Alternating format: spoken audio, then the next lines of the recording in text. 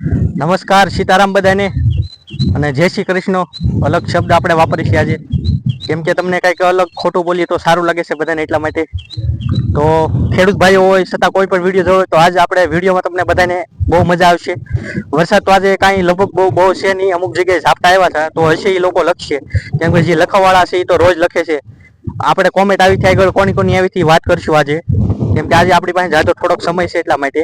બીજું એ આપણી વાડીમાં આજે 2 થી 3 પ્રકારની અલગ અલગ રીંગણી વાવેલી છે.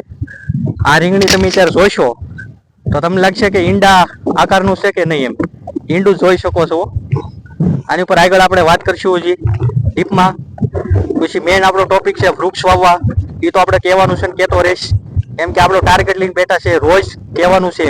મારા કહેવાથી જો 10 માંથી 1 વ્યક્તિ સુધરતો હોય તો મને કોઈ કહેવામાં વાંધો નથી.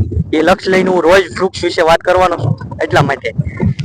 તો હવે આગળ આપણે જોઈએ તો આજે વરસાદમાં તો જોઈએ તો લગભગ અમારા ભાવનગર જિલ્લામાં ઝાપટા ટાઈપ વરસાદ છે. કાલે તો મેં તમને વાત કરી વિડીયોમાં, જે અમારે તળાજા તાલુકાનો મતલબમાં એરિયો છે, જ્યાં ગોપનાથ વાળો એરિયો, એમાં બાજુના ગામડા હતા મેથળા ને એ બધા, એ બાજુ કાલનો વરસાદ બહુ સારો હતો. અને મેં તમને વિડીયો પણ બતાવ્યો કે પિથલપુરમાં એટલો વરસાદ આવ્યો હતો ને શેરીમાં એટલું પાણી ભરાઈ ગયું હતું. એ વિડીયો તમે કાલે ન જોયો હોય તો કાલના વિડીયો તમે જોઈ શકો છો. એમાં બીજું એ કે આ રીંગણા છે, આ મતલબમાં મોટા થઈ જાય છે ત્યારે તો આખો ઈંડા ટાઈપ કલર થઈ જાય છે.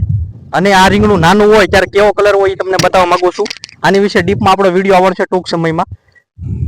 આની આપણે પેલા 5 દિવસ પહેલા વાત કરી હતી. આ રીંગણી નામ છે પેરિસ, અને ઘણાને ઝુમકી કહેતા છે. એ છતાં 2 નામમાંથી કોઈ ત્રીજું નામ હોય તો કોઈ પણ ખેડૂત ભાઈ વિડીયો જોતા હોય તો કોમેન્ટમાં લખવાનું ભૂલતા નહીં. અને આ રીંગણાની વિશેષતા એ છે, આ ખાલી આખામાં હાલે અને આવડી સાઈઝ હાલે, આનાથી મોટી હાલતી નથી. આનો આ કલર આવે છે, અને આ તમે તોડવામાં ભૂલી જાઓ તો મતલબ આ ટાઈપ ઈંડા આકારનો થઈ જાય છે. લાગે છે ને ઈંડા ટાઈપ? લાગતું હોય તો કોમેન્ટમાં લખવાનું ભૂલતા નહીં. જોઈ શકો છો. બીજું એ એક આપણે ગુલાબી રીંગણી બનાવી છે, ચોકલેટી ગુલાબી કહે છે. આનું ડ્યુટ્યું એકદમ લાંબુ થાય છે આ ટાઈપનું. અને એક જણાની કોમેન્ટ હતી 2 દિવસ પહેલા કે આના ભાવ કહો, તો આજે આના તળાજામાં 20 રૂપિયાનો ભાવ હતો. અમારે તળાજાની માર્કેટમાં વધારે મોરપીસ રીંગણું વાલે છે, એ પણ તમારી સામે હું લાવીશ રૂબરૂ. એ પણ આપણે વાડીમાં બનાવેલ છે. આપણે ટોટલ અત્યારે 3 જાતની વેરાયટી છે. મારી વાડીમાં ખુદ ખાવા માટે બનાવેલ છે, શરૂ છે. અને ચોથી વેરાયટી એક સોપી છે. હું જે સોપીશ ને જે બનાવીશ મારા ઘરે તમને બતાવીશ. હવે વરસાદની વાત કરીએ તો વરસાદ તો આજે લગભગ બધે ઝાપટા ટાઈપ હતો.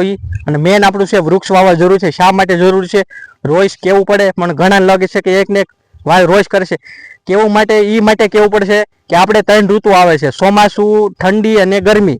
3 વસ્તુની સાયકલ જળવાઈ રહે એ માટે વૃક્ષ જરૂરી છે. શા માટે જરૂર છે? તમે વૃક્ષ કાપી નાખશો એટલે પછી મતલબમાં ચોમાસાની જગ્યાએ શિયાળો આવી જાય છે, શાળાની જગ્યાએ ઉનાળો આવી જાય છે. એ બધું વસ્તુ ફરી ન જાય એ માટે કહું છું. એ માટે કહું છું વૃક્ષ વાવવા જરૂરી છે. તો વૃક્ષ વાવવાનું બધાને ભૂલવાનું નથી. ચોમાસું થઈ ગયું છે, અત્યારે તમે સિટીમાં જતા હશો ત્યાં ઝાડવા પણ વેચા હોય છે, કેમ કે હું રોજ તળાવ જાઉં છું, જોઉં છું. 2-3 જગ્યાએ વેચાતા હોય છે, એટલા માટે કહું છું. તો બધાની ફરજમાં આવે છે 1 થી 2 3 વૃક્ષ વાવવા. હું 5 કહું છું, પણ 1 થી 2 તો વાવવા જરૂરી છે. જે વિડીયો જોતા હોય ને ખાસ નોંધ છે, વૃક્ષ વાવવું જરૂરી છે. કે આવનારે મતલબમાં 2025 આવે, ઉનાળામાં એટલી બધી લૂ અને તડકો ન પડે એ માટે. અને એ સમયે પછી આપણે એસી વાળીની દુકાને એસી 50 થી 60,000નું લેવા ન જવું પડે. તો અત્યારે આપણે 50 રૂપિયાનો છોડવો આવતો હોય વૃક્ષનો, અમુક જગ્યાએ તમને ફ્રીમાં પણ આપતા હોય. ક્યાં ફ્રીમાં મળશે એ હું તમને અગાઉ વાત કરીશ. મને વાત મળી છે, જે આ વાત સાચી છે ખોટી છે એટલે અત્યારે હું વાત નથી કરતો. મતલબમાં ગામમાં દૂધ ડેરી આવશે, તમે ટૂંકમાં કહી દઉં છું. ત્યાં પણ લગભગ દૂધ ડેરી તમે જ્યાં દૂધ ભરતા હોય, સર્વોત્તમ ડેરી હોય છે, કઈ ડેરી ખબર નથી, પણ ત્યાં પણ લગભગ વૃક્ષ સોંપવા માટે તમને ફ્રીમાં આપે છે. જે ખેડૂતભાઈ દૂધ ભરવા જતા હોય તો ત્યાં પણ યોજના આવી છે. ત્યારે સરકારે મોટી યોજના ચલાવી છે વૃક્ષ વાવવા બાબતે. તો પણ જો બીજા એટલી બધી મહેનત કરતા હોય તો આપણે પણ વૃક્ષ એ લોકો આપે છે એને સાચવવી અને ઉછેર કરવો બહુ જરૂરી છે. તો આવનારા સમયમાં પક્ષીઓની સંખ્યા વધે, પક્ષીઓની સંખ્યા વધશે તો આપણે કોઈ પણ મોલ કર્યો હોય એમાં જીવાત ઓછી આવે, એ જીવાત પક્ષીઓ ખાઈ જાય એનો ખોરાક રૂપે, અને આપણને ફાયદો થાય. એ માટે કહું છું તમે વૃક્ષ વાવશો તો એટલો ફાયદો થશે. એટલા માટે રોજ કહું છું અને રોજ કહેતો રહીશ. મારે કહેવાથી મેં તમને અગાઉ પણ વાત કરી છે, 10 જણાને કહીશ ને 2 જણા સુધરે તો મારી માટે લાગશે. કેમ કે મારી માટે એટલું લાગશે, એટલા માટે હું રોજ ખાઉં છું. બીજું વધારે આપણે વાત કરતા નથી. અને જેને લોકોને બીજા જિલ્લામાં કોઈ પણ વિડીયો જોતા હોય, હું તમને વાત કરું છું.